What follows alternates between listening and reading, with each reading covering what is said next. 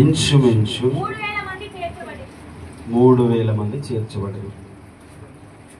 2వ అధ్యాయము 41వ వచనంలో, 4వ అధ్యాయము 4వ వచనంలో ఇక్కడ ఒక సంఖ్య కనిపిస్తోంది. 2వ అధ్యాయం 41వ వచనంలో ఎంతమంది ఆ రోజు బాప్తిసం పొందారు? 3,000 మంది బాప్తిసం పొందారు. 4వ అధ్యాయం 4వ వచనంలో ఎంతమంది చేర్చబడ్డారు? 5,000 మంది. అవి 3, ఇవి 5, ఎన్ని? 8,000 మంది. వాక్యము వినిన వారిలో, అక్కడ కూడా అదే మాట, ఆయన వాక్యము అంగీకరించిన వారందరూ బాప్తిసం పొందారు. వాక్యము అంగీకరించిన వారు, వాక్యము వినిన వారు బాప్తిసం పొందారు, చేర్చబడ్డారు, రక్షణ పొందారు, సంఘంలో అంటుకట్టబడ్డారు. వాక్యము వాక్యము వాక్యం. హల్లెలూయా. ఈ 4వ అధ్యాయమునకు ముందు 3వ అధ్యాయం మనం చదివాం, ధ్యానించాం కదా. 3వ అధ్యాయము చాలా నెలలు, చాలా వారాలు మనం ధ్యానించాం. 3వ అధ్యాయంలో ఒక అద్భుతాన్ని కూడా దేవుడు చేశాడు. పుట్టుకతో కుంటివాడైన వారిని స్వస్థపరిచాడు కదా. ఈ అపొస్తలులు, దేవుని సేవకులు అతని దగ్గరికి వెళ్తున్నప్పుడు, అంటే ఆయన దేవాలయానికి ఎక్కి వెళ్తున్నాడు, ఆ భిక్షకుడు ఏం చేశాడంటే వారిని భిక్షం అడిగాడు. మా యొద్ద వెండి బంగారం లేవు, మాకు కలిగింది మీకు ఇస్తున్నామన్నారు. అని ఏమన్నారు? నజరేయుడైన యేసు క్రీస్తు నామములో లేచి నడవమన్నారు. అద్భుతం జరిగింది, స్వస్థత పొందుకున్నాడు. అద్భుతము జరిగిన తర్వాత ఆ అద్భుతము దేనికి ఆధారమైందంటే వాక్యాన్ని ప్రకటించడానికి ఆధారమైంది. దేవుడు ఒక మేలు చేసేది ఎందుకంటే మనం ఆయన వాక్యాన్ని అంగీకరించడానికి. దేవుడు ఒక కార్యాన్ని చేస్తున్నాడు, ఒక అద్భుతాన్ని చేస్తున్నాడు, దేవుడు ఒక విడుదల ఇస్తున్నాడు, దేవుడు ఒక స్వస్థతను జరిగిస్తున్నాడు. ఒక సూచక్రియ, ఒక అద్భుతము, ఒక మహత్కార్యము, ఒక కార్యము జరిగింది దేవుని చేత, ఒక మేలు మనకు జరిగిందంటే నెక్స్ట్ ఏం జరగాలి? ఆయన వాక్యం మనలో రావాలి, ఆయన వాక్యాన్ని మనం అంగీకరించాలి, ఆయన వాక్యాన్ని మనం వినాలి. ఆ వాక్యమే ఒక వ్యక్తిని బ్రతికిస్తుంది. హల్లెలూయా. ఇక ఎప్పుడు స్వస్థతలు, అద్భుతాలు ఇవే కాదండి, ఇవి అవసరమే. వెంటనే వాక్యము అనేది వారిలో స్థిరపరచబడాలి. ఆ వాక్యమే వారి ఆత్మను రక్షిస్తుంది. ఆమేన్. హల్లెలూయా. వాక్యమే ఆత్మను రక్షించేది. వాక్యములో వారు స్థిరపరుస్తారు. ఇప్పుడు చూడండి, మార్క్స్ వార్త 16వ అధ్యాయం, మీరు ఒక మాట చూడండి. మార్క్స్ వార్త 16వ అధ్యాయం 16వ వచనం. నమ్మి బాప్తిసము పొందువాడు రక్షింపబడును, నమ్మని వారికి శిక్ష విధింపబడును. నమ్మిన వారి వలన ఈ సూచక క్రియలు కనబడును. ఏవనగా నా నామమున దయ్యములను వెళ్ళగొట్టుదురు, కొత్త భాషలు మాట్లాడుదురు, పాములను ఎత్తి పట్టుకొందురు, మరణకరమైనది ఏది తాగినను అది వారికి హాని చేయదు, రోగుల మీద చేతులుంచినప్పుడు వారి స్వస్థత నొందుదురు అని వారితో చెప్పాడు. ఈ అద్భుతాలు జరుగుతాయి, జరుగుతున్నాయి, జరిగించాడు, జరిగిస్తాడు, ఇంకా జరిగిస్తూనే ఉంటాడు. కార్యాలు జరుగుతాయి, ఇంతటితో ఆగిపోకండి. దయ్యాలు వెళ్ళిపోతాయి, అద్భుతాలు జరుగుతాయి, రోగాలు పోతాయి, స్వస్థతలు జరుగుతాయి. యేసయ్య నామములో శక్తి ఉంది, ఆయన నామమును బట్టి కార్యాలు జరుగుతూనే ఉంటాయి. విశ్వాసం ఉంచిన వారిలో కార్యాలు జరుగుతాయి, విశ్వాసం వలన అద్భుతాలు జరుగుతాయి, విశ్వాసం వలన మహత్కార్యాలు, సూచక్రియలు జరుగుతాయి. కానీ 20వ వచనం చదవండి. వాక్యము అంతటా ప్రకటించింది, ప్రభు వారికి సహకారుడయ్యుండి వెనువెంట జరుగుచూ వచ్చిన సూచక క్రియల వలన. ఆమేన్. దేవుడు ఏం చేస్తున్నాడంటే, ఒక అద్భుతము జరుగుతుందంటే ఆ తర్వాత ఆ వ్యక్తి జీవితంలో వాక్యము స్థిరపరచాలి. అది దేవుని యొక్క చిత్తం, దేవుని ప్రణాళిక. దేవుడు కోరుకునేది అదే. మన యొక్క భౌతిక పరమైన జీవితంలో మనకి అవన్నీ అవసరం. మన శరీర సంబంధమైన జీవితానికి అద్భుతాలు కావాలి, స్వస్థతలు కావాలి, ఆరోగ్యం కావాలి, మేలు జరగాలి, విడుదల జరగాలి, కార్యాలు కావాలి, జరగాలి, అవసరమే. దేవుడు జరిగిస్తాడు. కానీ ఒక వ్యక్తి ఖాళీ హృదయంతో ఉండకూడదు. దేవుని ఆరాధించే వ్యక్తి దేవుని వాక్యం చేత నింపబడాలి. ఆ వాక్యమే మన ఆత్మను రక్షించేది, ఆ వాక్యమే మనకు జీవమునిచ్చేది, నిత్య జీవాన్ని కలిగించేది దేవుని వాక్యమే. ప్రభు ఏం చేస్తున్నాడంటే, ఈ అపొస్తలులు శిష్యులు వెళ్ళి అద్భుతాలు చేస్తున్నారు, దెయ్యాలు వెళ్ళగొడుతున్నారు, రోగులను స్వస్థపరుస్తున్నారు, వారి మీద చేతులు ఉంచినప్పుడు వారు స్వస్థత పొందుతున్నారు, కొత్త భాషలు మాట్లాడుతున్నారు కదా, పరిశుద్ధాత్మ భాషలు, అన్య భాషలు, ఇవన్నీ జరుగుతున్నాయి. అయితే ప్రభు వెనువెంట జరుగుచు వచ్చిన ఆ సూచక్రియల వలన వాక్యమును స్థిరపరచుచుండెను. ఆమేన్. ఒక వ్యక్తి ఎన్ని అద్భుతాలు పొందుకున్నా దేవుని వాక్యం లేకపోతే పరలోకం పోడు. ఒక వ్యక్తి ఎన్ని కార్యాలు తన జీవితంలో చూసినా, ఎన్నో సాక్ష్యాలు చెప్పినా, ఎన్ని సాక్ష్యాలు, అద్భుతాలు, మేలులు పంచుకున్న వాక్యం ఒక వ్యక్తి జీవితంలో లేకపోతే, ఆ వాక్యం వాళ్ళని స్థిరపరచకపోతే ఆ వ్యక్తి దేవునికి సంబంధించిన వ్యక్తిగా మారలేడు. హల్లెలూయా. వాక్యములోనికి రావాలి ప్రతి ఒక్కరు. అందుకనే ఎప్పుడైతే వారు ఈ మాటలన్నీ విన్నారో వెంటనే మారు మనసు పొందారట, పశ్చాత్తాపడ్డారట. మనకు 2వ అధ్యాయం 41వ వచనంలో చూస్తాం. ఈ మాటలు విని అయలారా మేము ఏం చేయాలి? వారు యూదులు, అబ్రహాము సంతానం, ఇశ్రాయేలు ప్రజలు, వారికి దేవుని వాగ్దానాలు ఉన్నాయి, అన్ని తెలుసు. అయిన వారి జీవితంలో క్రీస్తు లేడు, వాక్యం లేదు. కాబట్టి ఆ రోజు వాక్యం అయినప్పుడు హృదయంలో నొచ్చుకున్నారట, పొడవబడ్డారట. మేమేమి చేయాలంటే, మీరు మారు మనసు పొంది మీ పాపాలు క్షమించబడాలంటే యేసుక్రీస్తు నామములో బాప్తిసం పొందండి. అప్పుడు ఆ నిత్య రాజ్యానికి హక్కుదారుడు అవుతాడు. నిత్య జీవానికి ఎప్పుడు వారసులు అవుతారు తెలుసా? ఎప్పుడు మనము నిత్య జీవానికి వారసులు అవుతాం, దేవుని కుమారులు కుమార్తెలకు ఎప్పుడు అవుతాం తెలుసా?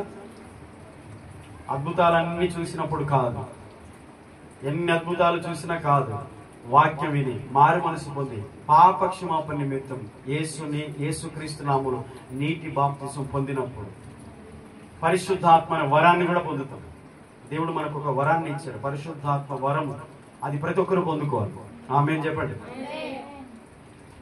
ప్రతి ఒక్కరు పొందుకోవాలి. పరిశుద్ధాత్మతో ప్రతి ఒక్కరు నింపబడాలి. పరిశుద్ధాత్మతో ఎవరు నింపబడతారో వారు మాత్రమే లోకంలో ఉన్న ఆత్మను జయించగలుగుతారు. పరిశుద్ధాత్మతో నింపబడిన వారే దురాత్మని జయించగలుగుతారు. సాతాను ఆత్మ మీద ఎవరికి అధికారం ఉంటుందో తెలుసా? దేవుని ఆత్మను పొందుకున్న వారికి. ఆమేన్. దేవుని ఆత్మ చేత నింపబడిన వారు, అభిషేకించబడిన వారు, దేవుని శక్తి చేత నింపబడిన వారు, దేవుని ఆత్మను కలిగిన వారే లోకములో ఉన్న దురాత్మను, దయ్యపు ఆత్మను, సాతానాత్మను గెలుస్తారు, శోధనలు గెలుస్తారు, శ్రమలను గెలుస్తారు. వాక్యము లేకుండా నిత్య జీవం మనకు కలగదు. ఆమేన్. 4వ వచనం 4:4 అపొస్తలుల కార్యం. కాబట్టి వాక్యము వినిన వారిలో అనేకులు నమ్మిరి, వారిలో పురుషుల సంఖ్య ఇంచుమించు 5,000 మంది. ఆ రోజు ఇప్పుడు సంఘం ఎంతమంది అయ్యారు? ఫస్ట్ 3,000 మంది, తర్వాత 5,000 మంది. మొట్టమొదట ప్రారంభించబడిన వారు, క్రీస్తులో విశ్వాసం ఉంచిన వారు అంతియోకియలో క్రైస్తవులని పిలువబడ్డారు. వారికి ఆ పేరు వచ్చింది. క్రిస్టియన్స్ అనేది బైబిల్లో 2 సార్లు, పేతురు పత్రికలోను అపొస్తలుల కార్యంలో ఉంటుంది అనమాట. అదే ముందు మనం చదువుతాం. క్రైస్తవులని పిలువబడ్డారు, క్రిస్టియన్స్. ఎప్పుడు క్రైస్తవులు అయ్యారంటే క్రీస్తును కలిగినప్పుడే క్రైస్తవులు అయ్యారు. క్రీస్తు లేకుండా క్రైస్తవులు, చర్చికి వెళ్ళినంత మాత్రం క్రైస్తవులు కాలేరు. ఎప్పుడు క్రైస్తవులు అవుతారు? క్రీస్తుని అంగీకరించినప్పుడు, ఆయన వాక్యాన్ని అంగీకరించినప్పుడు, వారు మారు మనసు పొంది రక్షణ పొంది వారి జీవితాలు క్రీస్తుకు సమర్పించుకున్నప్పుడే క్రిస్టియన్స్ నిజమైన క్రైస్తవులుగా మార్చబడతారు. ఆమేన్. ఆమేన్. వాక్యము వాక్యము వాక్యము. ఇప్పుడు ఈ వాక్యం అనేది ఒక విత్తనం. ఒక చిన్న ఎగ్జాంపుల్ మీకు చెప్తాను ఈరోజు, జాగ్రత్త. వాక్యం అనేది ఒక విత్తనం, విత్తనం లాంటి. ఎవరి హృదయములైతే దేవుని వాక్యం అనే విత్తనాలు పడతాయో ఆ వాక్యము వారిలో, వారి ఆత్మలో క్రియ చేస్తుంటుంది, వారిని ఫలింపజేస్తుంది అనమాట. అందుకని చాలాసార్లు కొన్ని సందర్భాలు జ్ఞాపకం చేసుకుంటారు. యేసు ప్రభువు వారు ఒకసారి ఒక ఉపమానం చెప్పారు. ఒక మనిషి నుండి కొన్ని విత్తనాలు తీసుకొని తన భూమిలో చల్లడానికి వెళ్ళాడు. వెళ్ళి అతను విత్తనాలు చల్లుతున్నప్పుడు కొన్ని త్రోవ పక్కన పడ్డాయి. అంటే పక్కన రోడ్డు ఉంటుంది కదా, అటు సైడ్ ఇటు సైడ్ నడిచే మనుషులు నడిచే త్రోవలో, దారిలో పడిపోయాయి. కొన్ని ఏమో ముళ్ళ కంపలో పడిపోయాయి, కొన్ని రాళ్లలో పడిపోయాయి, రాతి నేల రాళ్లలో పడిపోయాయి. కొన్ని మంచి భూమి ఏదైతే ఉందో దుక్కి చదును చేయబడింది మంచి నేలలో కొన్ని విత్తనాలు పడ్డాయి. ఇప్పుడు ఎన్ని ప్లేసులు పడ్డాయి? త్రోవ పక్కన, ముళ్ళ పొదల్లో, రాళ్లలో, మంచి నేల. వాక్యము, ఆ విత్తనం దేవుని విత్తేవాడు దైవ సేవకులు. ఆ వాక్యము 4 ప్లేస్లో పడ్డాయి. ఆ ప్లేస్ దేనికి సాదృశ్యం? వినే వాళ్ళ హృదయానికి సాదృశ్యం. ఇప్పుడు మన హృదయం రాతి నెలలో ఉందా, రేత నెలలాగా ఉందా, ముళ్ళ కంపలాగా ఉందా? కఠినంగా త్రోవ పక్కన మనుషులు నడిచే దారి ఎలాగుంటుంది? కఠినంగా ఉంటుంది కదా, గట్టిగా ఉంటుంది కదా. త్రోవ పక్కలాగా ఉందా మన హృదయం? త్రోవలాగా ఉందా? మంచి నేలలాగా ఉందా? వాక్యం విత్తనం. ఇప్పుడు ఆ విత్తనము అనే వాక్యం, లేకపోతే వాక్యమైన విత్తనం రాతి నెలల్లో, ముళ్ళ కంపల్లో, మంచి నెలల్లో, త్రోవలో, ఈ 4 ప్లేసుల్లో ఎక్కడ బాగా ఆ విత్తనాలు మొలుస్తాయి? చెప్పండి, చెప్పాలి. ఎక్కడ, ఏ నేలలు? ఈ 4 ప్లేసులో ఏ ప్లేస్ లో బాగా మొలుస్తాయి, త్వరగా మొలుస్తాయి? ఏ ప్లేస్ లో త్వరగా ఎదుగుతాయి? ఏ ప్లేస్ లో త్వరగా ఫలిస్తాయి, ఫలాలు ఇస్తాయి? ఇవన్నీ అంటే మొలవడమే కాదు, మొలవాలి, పెరగాలి, మంచి ఫలాలు ఇవ్వాలి కదా. 4 ప్లేసుల్లో మంచి నేల ఏదైతే మనం మంచిగా దున్ని చదును చేయబడి దుక్కి ఏదైతే బాగుందో అందులోనే 30 అంతలు, 60 అంతలు, 100 అంతలుగా ఫలం వస్తుంది కదా. అందరికి వ్యవసాయదారులు, అంత పొలము చేను పని చేసే వాళ్ళు కాబట్టి అందరికి తెలుసు ఈ విషయం, మనకు అందరికి తెలుసు. సరే, త్రోవలో పడితే మొలుస్తాయా? అసలు మొలవ. ఇప్పుడు ఎవరిలో వాక్యం లేదో వారు, అసలు వాక్యమే లేదు నా హృదయంలో అన్న వాళ్ళు ఏ నేలకు సాదృశ్యంగా ఉంటారు? చెప్పాలి. ఇప్పుడు రివర్స్ అవుతుంది అంట మనకే. మన హృదయం 4 ప్లేసులు ఉన్నాయి కదా, ఏ ప్లేస్ కు సంబంధించిందో అనేది మనకే అర్థమైంది. అసలు వాక్యమే లేదండి. అసలు మా హృదయంలో దేవుని మాటలే లేవు. 10 సంవత్సరాలైనా ఒక్క వాక్యం లేదు. అసలు దేవుని వాక్యం అంటే నాకు తెలియదు అంటే మనం అంత కఠినంగా ఉండొచ్చు. విత్తనాలు పడట్లేదా? ప్రతి సండే పడుతున్నాయండి, ప్రతి ఆదివారం ఫుల్గా పడుతున్నాయి విత్తనాలు. పడుతున్నాయి లేదా? అన్ని ప్లేసుల్లో పడ్డాయా లేదా విత్తనాలు? అన్ని ప్లేసుల్లో పడ్డాయి. కానీ ఎక్కడ ఫలిస్తున్నాయి, ఎక్కడ మొలుస్తున్నాయి, ఎదుగుతున్నాయి, ఫలిస్తున్నాయి? కఠినమైన నేలలో పడిన విత్తనాలు అసలు మొలవడం కాదు, అసలు లేవు, అడ్రస్ లేవు. ఏం చెప్పడేసి అంటే పక్షులు వచ్చేవి. ఇప్పుడు మీరు కూడా శనగలో, కందులో, పెసల్లో చల్లుతున్నారు. విత్తనాలు చల్లిన పక్షులు అన్ని ఖచ్చితంగా వస్తాయి. మంచి దుక్కి దున్నే కాడ పక్షులు అన్నీ వస్తాయి. అందులో ఉన్న పురుగులు తినడానికి కాదు, విత్తనాలు వేసేటప్పుడు వాటికి దొరికినట్టే కథ. పక్షులు వచ్చి వాటిని తినేసాయి కాబట్టి ఇంకా లేవు. అసలు మొలవడానికి అసలు ఉంటాయి కదా, మొలవవు. ఎట్లా మొలవ? వర్షం ఎన్ని వర్షాలు పడ్డా, చెరువులు దిగిపోయే వర్షాలు వచ్చినా ఆ కఠిన నేలలో మొలవయి. సరే, మొలవలేదు తర్వాత విషయం, కానీ అసలు లేవు ఫస్ట్. ఇప్పుడు అలాంటి హృదయం ఎవరి హృదయమైనా ఉందా? ఒకవేళ ఉంటే వెంటనే ఏం చేయాలి? మార్చుకోవాలి ప్లేస్. హల్లెలూయా. సైలెంట్, ఫోన్ సైలెంట్ పెట్టి, ఫోన్ సైలెంట్ పెట్టి ఒక 10 నిమిషాలు. కాబట్టి కఠినమైన నేలలో పడిన విత్తనము కనుమరుగైపోయింది. అసలు మొలవడం తర్వాత అసలు లేకుండా పోయింది, పక్షులు ఎత్తుకొని పోయి. అంటే అర్థం ఏంటంటే సాతాను దేవుని వాక్యము వినకుండా చేస్తాడు. ఒకవేళ విన్నా నీలో ఉండకుండా చేస్తాడు. 2 విషయాలు. ఫస్ట్, విననీయడు, డిస్టర్బెన్స్ గా ఉంటావు. చర్చలో కూర్చున్నా అనాలోచితంగా ఉంటారంట. చెప్పే మాటల మీద దృష్టి పెట్టరు, మాటల మీద మా మనసు కేంద్రీకరించం. ఫస్ట్. రెండవది, ఒకవేళ విన్నా మన హృదయములు అవి ఉండవు. ఎందుకు ఉండవు? విత్తనాలు ఎందుకు లేవు అక్కడ? పక్షులు. కాబట్టి అపవాది కూడా ఏం చేస్తారంటే, వీళ్ళు వాక్యం వింటే మార్పు పొందుతారు, వాక్యం వింటే మారు మనసు పొందుతారు, వాక్యం వింటే వీరి జీవితాలు మార్చుకుంటారు, దేవుని మాటలు వింటే వీరి కుటుంబాలు కట్టుకుంటారు, వీళ్ళు మంచిగా ఉంటారు.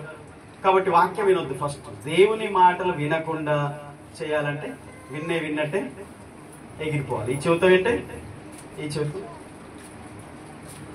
కాబట్టి కఠిన నేలలాగా ఉన్న హృదయాల పరిస్థితి అలాగుంటది. ఒకవేళ అలాంటి ప్లేస్, ఎవరి హృదయం అలాంటి ప్లేస్ లాగా అలాంటి స్థితిలో ఉంటే దయచేసి మనం ఏం చేయాలంటే మార్చుకోవాలి. రెండవది ఏంటిది? రాతి నెలలో పడింది.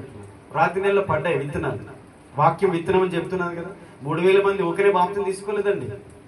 ఎక్కడ పడ్డా విత్తనాలు చెప్పాలి. 3000 మంది, 5000 మంది, చెప్పుకోవడానికేనా ఇది? వారి హృదయము దున్నబడి ఉంది, చదును చేయబడి ఉంది, సిద్ధంగా ఉంది విత్తనాల కొరకు. అలాంటి హృదయాలే ఫలించేటి హృదయాలుగా ఉంటాయి. ఏ హృదయం అయితే ఇంకా బీడు భూమిలాగా ఉందో, కఠినంగా ఉందో, దున్నబడలేదో, చీల్చబడలేదో, దుక్కి చదును చేయబడలేదో, విత్తనాలకి సిద్ధంగా లేదో, ఆ హృదయాల వల్ల ఉపయోగం ఉండదు. ఎన్ని విత్తనాలు మీరు చల్లండి బీడులో. ఇప్పుడు కఠిన నేల ఉంటుంది బీడు, పశువులు మేపే బీడు, అందులో మీరు ఎన్ని బస్తాల విత్తనాలు చల్లిరండి, ఎంత పంటకు వస్తారు మీరు? కష్టం, అది ప్రయాస వృధా అయిపోతుంది.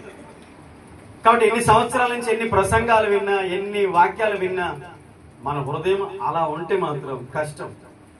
కాబట్టి దేవుడు ఏం కోరుకుంటున్నాడంటే మంచి నేలన పడిన విత్తనాలు ఉండాలని కోరుకుంటున్నాడు. రెండవది రాతి నేల గురించి చెప్పాను కదా. ఆ రాతి నేల పడిన విత్తనాల్లో వాక్యం విత్తనంతో పోల్చబడి అది ఫలించాలి మనలో. ఆమేన్. మొలిసేయండి, వెంటనే మొలిసేయండి. రాతి నెల పడ్డా మొలిసాయి. ఎందుకు మొలిసాయి చెప్పండి? మట్టి ఉంటది కదా, కొంచెం నేల మట్టి ఉంటది కదా, రాళ్ళ మధ్యలో కూడా మట్టి ఉంటుందా ఉండదా? వర్షాలు వచ్చినప్పుడు తడుస్తుంది కదా, పదును ఉంటది కదా, అందులో పడ్డాయి కూడా చినుకులు పడి వర్షం వచ్చినప్పుడు ఆ కొంచెం పదులతోటి మొలకెత్తాయి. కానీ వేరు లోతుకు పోతా ఉంటే చెట్టు పైకి ఎదుగుతూ ఉంటుంది. అవునా కదా? చెప్పండి. వేరు ఎంత లోతుగా ఉంటే చెట్టు అంత బలంగా, వేర్లు భూమిలోకి తన్నాలి, అది చెట్టు పైకి ఎదగాలి. క్రైస్తవుడు కూడా అంతే. దేవుల్లో ఎంత లోతుగా దేవునిలోనికి లోతుగా వెళ్ళిపోతాడో, ఆయన ప్రేమను తెలుసుకుంటాడో, ఆయన వాక్యాన్ని తెలుసుకుంటాడో, ఆయనకు హృదయాన్ని ఎరుగుతాడో, ఎంతగా దేవుల్లోనికి ఒక వ్యక్తి వెళ్ళిపోతాడో, తగ్గించుకుంటాడో తనను తాను, అంతగా పైకి ఎదుగుతాడు, వర్ధిల్లుతాడు. ఆమేన్. అన్ని రకాలుగా, అన్నిటి పరంగా, ఒక లోక సంబంధంగా, ఒక మన అభివృద్ధి కాదండి, మన ఆత్మీయ అభివృద్ధి కూడా. మనం ఆత్మలో వర్ధిల్లిన కొలది అన్నిటిలో వర్ధిల్లాలి. చెప్పండి. మనము ఆత్మలో వర్ధిల్లిన కొలది అన్నిటిలో వర్ధిల్లాలి. ఆమేన్. ప్రియుడా, నీవు ఆత్మలో వర్ధిల్లిన కొలది అన్నిటిలో నువ్వు వర్ధిల్లాలి. నువ్వెంతగా ఆత్మలో వర్ధిల్లుతావు, అన్నిటిలో నువ్వు వర్ధిల్లుతావు. నువ్వు దేవుల్లో ఎదగద్దు, దేవుల్లో వర్ధిల్లొద్దు అనుకుంటూ లోకంలో మనం ఎదగాలని అనుకుంటే అది న్యాయమా చెప్పండి? నీవు దేవుల్లో ఎంతగా ఎదుగుతావో లోకపరంగా, లోకంలో కూడా దేవుడు నిన్ను అంతగా ఎదిగిస్తాడు, వర్ధిల్ల చేస్తాడు.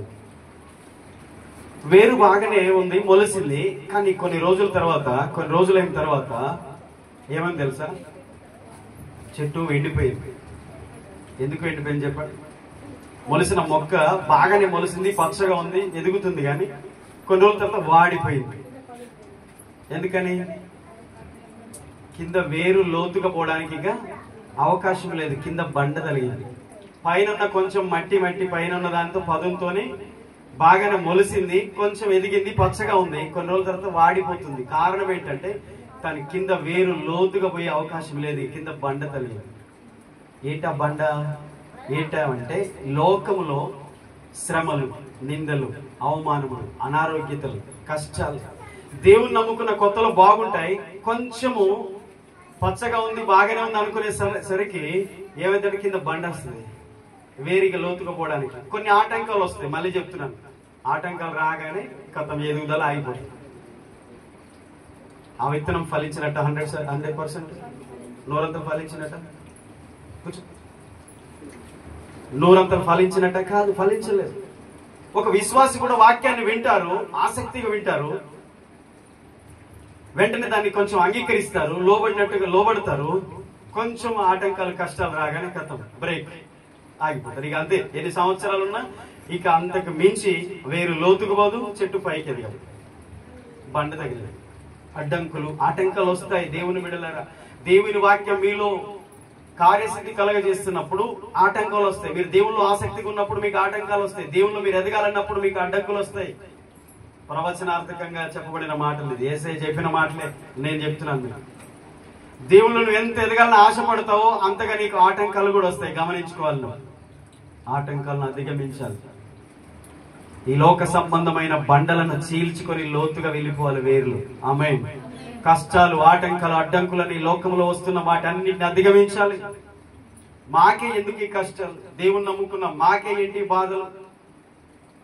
మనుషులుగా సహజంగా భూమి మీద ఉన్న మానవుడు మనిషి అన్న ప్రతి వానికి వచ్చి అన్ని మనకు వస్తాయి, భయపడదు. మనది ఏ శరీరం? మట్టి శరీరం కదా, మనం పైనుంచి పడలేదు కదా.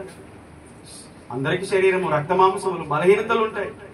మనం చేసే దైవ భక్తిలో దేవుల్లో మనం ఎదుగుతున్నప్పుడు మనము ఈ ఫలించకుండా ఎదగకుండా అడ్డంకులు అనేకం వస్తాయి, ఆగిపోతుంది. కాబట్టి ఆ రాతి నెల పడినవి ఏమైపోయాయి అంటే కొన్ని రోజుల తర్వాత ఆగిపోయాయి, వాడిపోయాయి. కొన్ని రోజులు పచ్చగా ఉండిన తర్వాత వాడిపోయింది. కారణం ఏంటంటే కింద వేరు లోతుగా వెళ్ళట్లేదు. మూడవది ముళ్ళ తుంపలు పడ్డాయి, ముళ్ళ కంపలు పడ్డాయి కూడా స్పీడ్గా మొలిసాయి, స్పీడ్గా పెరిగాయి. ఆ ముళ్ళ కంపలు ఎంత ఉంటాయో అంతవరకు ఎదిగిపోయాయి, కథ ఆగిపోయాయి. ఆ ముళ్ళ కంపలు మించి పైకి ఎదగట్లేదు, ఫలాలు లేవు, ఇంకా లేదు. ఇక ఎదిగింది, బాగా ఎదిగింది, కానీ ఆ ముళ్ళ కంపలు ఆగిపోయిందట. ఆ ముళ్ళ పొదలు పడిన విత్తనాలు మొలిసాయి, పెరిగాయి, కానీ ఫలించట్లేదు, ఒక స్థాయికి ఎదిగి ఆగిపోయాయి. కారణం ఏంటి? ముళ్ళ కంపలు వాటిని అణిచివేసాయి. అంతేనా? పెరిగిన చెట్లు, ముళ్ళల్లో పెరిగిన చెట్లు చూడండి, మంచి చెట్లు ముళ్ళ కొంపల్లో పెరుగుతాయి అక్కడక్కడ, మామిడి కొమ్మలు లేకపోతే కొన్ని చూస్తూ ఉంటాం. అవి ఇక అణచబడి కంపలు అలాగే ఉండిపోతాయి, ఎన్ని రోజులున్నా అది పైకి ఎదిగి ఫలించదు. కారణం ఏంటి? ఆ ముళ్ళ కంపలు ఏంటి అనుకుంటున్నారు? లోక ఆశలు. గమనించండి, లోకపు ఆశలు. లోకం ఆకర్షిస్తుంది, వశీకరణ ఉంది లోకములో, ఉత్యాగం ఉంది లోకములో, వశపరుచుకునే తత్వము లోకములో ఉంది, లోకానికి ఉంది. అవసరమైతే మనుషుల ఆత్మలు కూడా వశపరుచుకుంటారు. లోకంలో జరుగుతుంది. సాతానే వాడు అలాంటి వాడే. ఫస్ట్ ఏడ చేశాడు చెప్పండి ఆ ప్రయోగం? ఏదెను తోటలో ఒంటరిగా ఉన్న మహిళ ఆదాము భార్య అవ్వ దగ్గరికి వచ్చి అవ్వతో చెప్పాడు అనమాట కదా. కాబట్టి పాపము చేయడానికి, లోకములో దేవునికి దూరం అయిపోవడానికి ఈజీ. ఒక వ్యక్తి, ఒక విత్తనం మంచిగా ఎదుగుతుంది, ఫలిస్తుంది అని అనుకునేసరికి అదేమవుతుందంటే ఆ ముళ్ళ కంపల చేత ఆగిపోతుంది. కాబట్టి మనం జాగ్రత్త పడి, లోకంలో చాలా ఉన్నాయి మనం పిలిచే కదా పాపము, లోక సంబంధాలు అన్ని కూడా దేవుని నుంచి మనం దూరం చేయడం. ఏముండలే, ఎప్పుడు అంతే ఉంటుంది లే, చర్చలు ఏముండదు, దేవుడే, బైబిలే, పాస్టర్ గారే, వాళ్ళు మారరా, ఎప్పుడు ఉంటూనే ఉంటాయి, నువ్వు చేయాల్సింది చేసి అని మనము లోక ఆశల్లో మునిగిపోయేటట్టు దేవుళ్ళు ఎదగకుండా అవన్నీ మనల్ని పిలిస్తే పిలవాలి. కాబట్టి మనం దేవుళ్ళు ఎదగలేం, అసలు సమయం ఇవ్వలేం, దేవుని దగ్గరికి రాలేం. వస్తే ఒకవేళ మన ఆత్మ బాగుపడుతుంది, మన ఆత్మ బలపడుతుంది, మన ఆత్మ రక్షించబడుతుంది, మన ఆత్మ దేవుళ్ళు ఎదుగుతుంది. అది సాతానికి ఇష్టం లేదు. మరి పాటలు అయితే బాగా పాడతాం కదా. ఏం పాట? లోకాశలు పాట పాడండి. లోకాశలు నన్ను పిలిచినా, లోకపు శ్రమలు అడ్డుగా నిలిచినా, లోకాశలు నన్ను పిలిచినా, లోకపు శ్రమలు అడ్డుగా నిలిచినా, నాగటిపై చేవేసి నిన్ను తిరిగి చూడలేనయా, నాగటిపై చేవేసి నిన్ను తిరిగి చూడలేనయా, నా గమ్యము నీవేనని, నా గమ్యము నీవేనని, సహనముతో సాగిదనయ్యా, సహనముతో సాగిదనయ్యా, ఏది ఏమైనా కానీ తోని ఉంటానయ్యా, నన్ను ఎవరేమన్నా కానీ నన్ను విడిచిపోలేనయ్యా. ఆమేన్. ఏది ఏమైనా కానీ నీతోనే ఉంటాను. ఎవరితో చెప్తున్నారు? దేవునితో చెప్తున్నారు. మరి నన్ను ఎవ్వరు ఏమన్నా కానీ నిన్ను విడిచి, ఇన్ని ఆదివారాలు ఎగ్గొట్టామో, చర్చిలు మానేసాం, ప్రార్థన మానేసాం, వాళ్ళు భయమే లేదు. నన్ను ఎవ్వరేమన్నా నిన్ను విడిచిపోను, ఏది ఏమైనా కానీ నీతోనే ఉంటా. మంచిదే. క్రైస్తవులు చర్చికి వెళ్ళి అబద్ధాలు మాట్లాడరు కానీ పాడతారట. ఓ భక్తుడు అన్నాడు, క్రైస్తవులు అబద్ధాలు మాట్లాడరు కానీ అబద్ధాలు పాడతారట. అబద్ధాలు పాడడం ఏంటి? అబద్ధములు మాట్లాడతారు కానీ సహజంగా అబద్ధాలు పాడతారా అంటే ఇది చెయ్యండి చేస్తాం అన్నట్టు చెప్పడం, కానీ పాడిన ప్రకారం మనం చేసి చూపించుదుముగా, ఆమె జీవించుదుముగా. హల్లెలూయా. కాబట్టి లోకాసులు నన్ను పిలిచిన, లోకపు శ్రమలు అడ్డుగా ముళ్ళ కంపలు వచ్చినా ఎదగకుండా, కింద బండలు రాతి నెలలు వచ్చిన, కష్టాలు వచ్చిన, అడ్డంకులు వచ్చిన, ఆటంకాలు వచ్చిన, ముళ్ళ కంపలైనా రాతి నెలలైనా కఠినమైన నెలైనా నేను నీ కొరకు ఫలిస్తానయ్యా 30దంతలుగా 60దంతలుగా 100ంతలుగా. ఆమె కాబట్టి ఆ ముళ్ళ కంపలు అని చేస్తాయి కాబట్టి అవి కూడా ఇప్పుడు ఏసే చెప్పారు, రాతి నెలలు పడ్డాయి, కొన్ని ముళ్ళ కంపలు పడ్డాయి, కొన్ని కఠినమైన నేలలో పడిపోయాయి, కొన్ని మాత్రం మంచి నేలలో పడ్డాయి.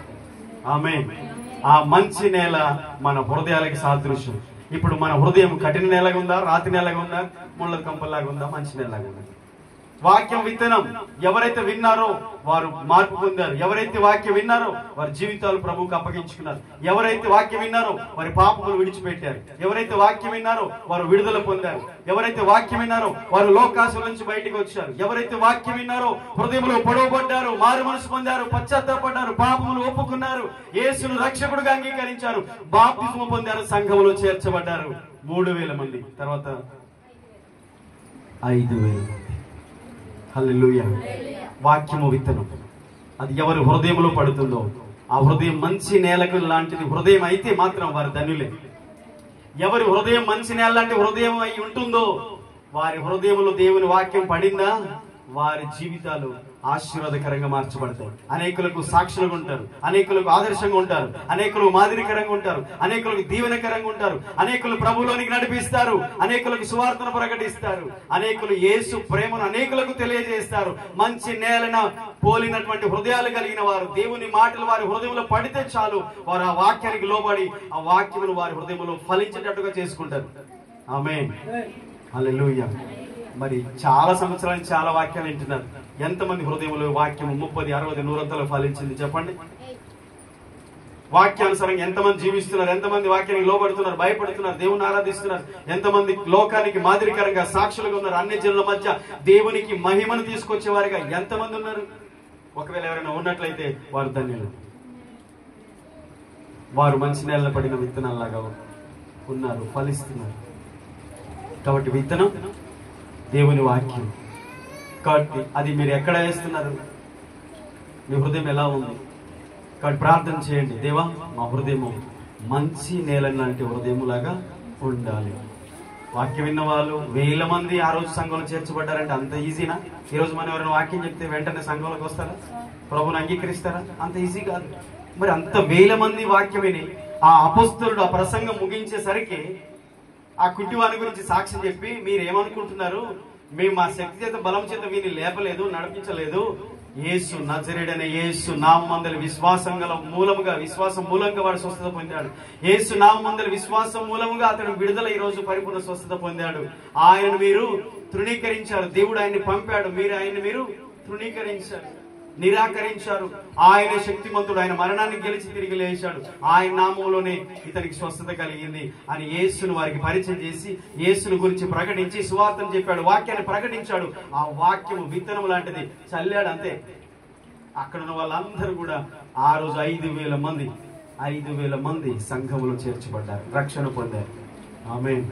నువ్వు చెప్తే మారదా? నీ కుటుంబం మారదా? ఎందుకు మారట్లేదు? నీ మాట నీ కుటుంబం ఎందుకు వినట్లేదు? ఎందుకు? ఫస్ట్ నీలో ఆ వాక్యం ఫలిస్తే అద్భుతంగా ఇంటి వాళ్ళందరూ కూడా దేవుడి వాక్యాన్ని అంగీకరిస్తారు, దేవుడు కార్యం చేస్తాడు. మనం ఎవరిని జీవితాలు మార్చలేం. ఇది మత మార్పిడి కాదండి, డబ్బులు ఇచ్చి మార్చేది కాదు. కొంతమంది అనుకుంటారు ఇది మత మార్పిడి అని. మనసు మార్పిడి, బ్రతుకు మార్పిడి, మత మార్పిడి కానే కాదు. ఒకప్పుడు నా జీవితం ఎలా ఉంది, ఎన్నోసార్లు మీకు సాక్ష్యం పంచుకున్నాను. దేవునికి వ్యతిరేకంగా, దేవుని దూషించే వ్యక్తిగా, దేవుని విమర్శించే, దేవుని బిడ్డలను హింసించేటువంటి వ్యక్తిగా ఉన్న నా జీవితాన్ని దేవుడు మార్చాడు. దేవుడు ఒక వ్యక్తి హృదయాన్ని, మనసును మారుస్తాడు. మనిషి ఒక మనిషిని మార్చలేదండి. అసహించుకున్న జీవితాలను దేవుడు ఆశీర్వాదకరంగా మార్చగలడు, మారుస్తాడు. కాబట్టి వాక్యాన్ని నిర్లక్ష్యం చేయకండి. మీ హృదయంలో ఈ మాటలు ఫలించాలి. మీరు అనేకులకు దీవెనకరంగా ఉండాలి, మీరు అనేకులకు ఆశీర్వాదకరంగా ఉండాలి, అనేకులకు ఆశీర్వాదకరంగా మీరు ఉండాలి. కాబట్టి ఆ మాటలను బట్టి ఈరోజు మనం నేర్చుకుంది ఏంటంటే, 5 నిమిషాలు చెప్పిన ఆ మాటలకు 5,000 మంది ప్రభువుని తెలుసుకున్నారంటే దేవుని వాక్యం ఎంత శక్తివంతమైనది, దేవునికి వాక్యం ఎంత గొప్పది. మనం ఆశిస్తున్నాం, దేవా మా జీవితంలో నీ కార్యాలు జరగాలి. దేవుడు అంటాడు, నా మాటలు మీలో ఉండాలి అంటాడు. దేవా మా కుటుంబానికి విడుదల కావాలి. అవును, నేను విడుదల ఇస్తాను, నేను వచ్చింది అందుకు. ఏం చెప్పాడు ఆయన? అపవాది క్రియలను చెప్పాలి, అపవాది క్రియలను లయము చేయడానికి నేను వచ్చానని చెప్పాడు. నశించిన దాన్ని వెతికి రక్షించడానికే నేను వచ్చాను. సమాధానకర్తకు దేవుడు సాతాన్ని మీ కాళ్ళ కింద శీఘ్రముగా చితక దొక్కిస్తానని చెప్పాడా లేదా? ఆయన ఇన్ని వాగ్దానాలు మనకి ఇచ్చాడు. శత్రు బలవంతుడి మీద మీకు అధికారం, ఏది మీకు ఎంత మాత్రం హాని చేయదు అని చెప్పాడు. పాములను తేళ్లను త్రొక్కుటకు మీకు అధికారం ఇచ్చానని చెప్పాడు. వాగ్దానాలు ఇచ్చాడు, చివరికి ప్రాణాన్ని ఇచ్చాడు. ఆయనే ఈ లోకాన్ని మన కొరకు వచ్చి ప్రాణాలను ఇచ్చేశాడు. దేవుడు ఇస్తాడు, మీరు అడిగింది ఇస్తాడు, మీరు అడిగింది దేవుడు చేస్తాడు. కానీ దేవుడు ఏం చెప్తున్నాడు? నా మాటలు మీలో ఉండాలి, మీరు నా యందు నా మాటలు మీ యందు నిలిచి ఉండిన ఎడల మీకు ఏది ఇష్టం అడుగుడు అప్పుడు నేను మీకు అది అనుగ్రహిస్తాను అన్నాడు. యేసయ్య చెప్పండి మాట, ఆ మాట చదవటి ప్రార్థన చేద్దాం. యోహాను సువార్త 15వ అధ్యాయం ఒకసారి చూడండి. యోహాను సువార్త 15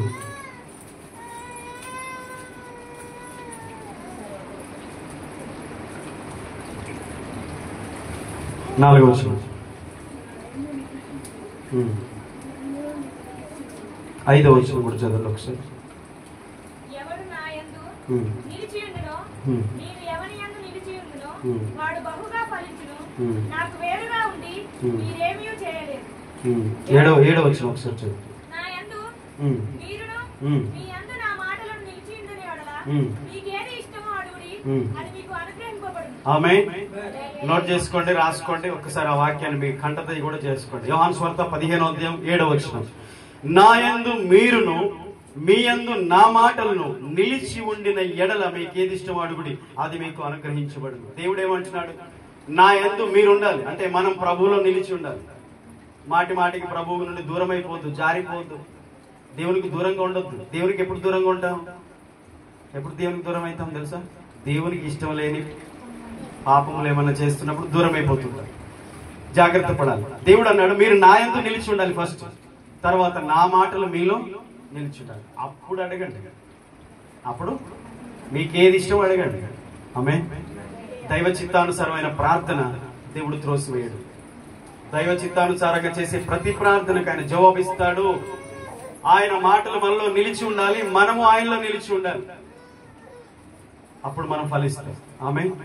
బహుగా ఫలిస్తాం. ఆయన మనల్ని ఆశీర్వదిస్తాడు. ఏది మనం ఆయన అడుగుతున్నాం, ఆయన తప్పకుండా మన మనవి ఆలకిస్తాం. ఆమేన్. ప్రార్థన చేసుకుందాం.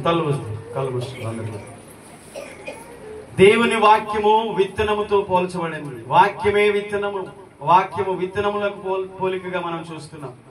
కాబట్టి విత్తనముగా పోల్చబడిన దేవుని వాక్యం ఎక్కడైతే పడుతుందో ఆ స్థలములో మంచి నెల పడినప్పుడు అది మంచిగా ఫలిస్తుంది.